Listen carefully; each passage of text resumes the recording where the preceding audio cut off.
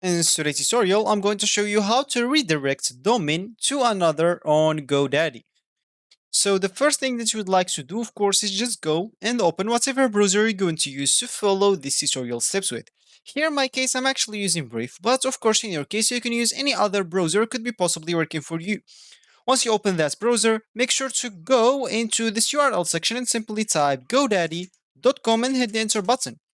You'll find yourself at this page. If you're facing any issues with the language of that page, you can just scroll down at the bottom of it and make sure to select the language from here. Of course, you will select the country region and even change the language with it and even the currency if you want.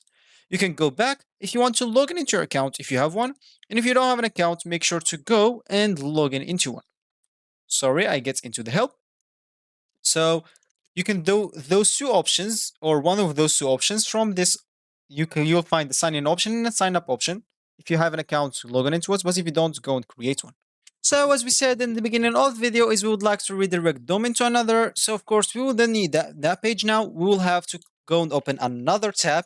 And here make sure to type on the URL section dcc.godaddy.com again, and of course hit the enter button. If they ask you to log in again into your accounts, make sure to do that.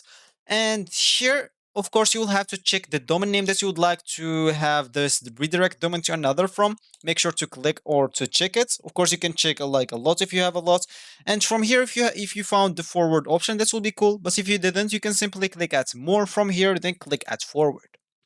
Here, of course, choose from HTTPS or HTTP or HTTP. And of course, make sure to enter the destination URL. Then the step 2 is you will have to forward where you would like to or how you would like to forward your domain. Of course, you have here 3 options. Once you finish, make sure to click at continue. And as you can see, they will automatically update your domain to GoDaddy named server. So that's will be actually for this tutorial. I hope you like it. Thank you guys for watching and goodbye.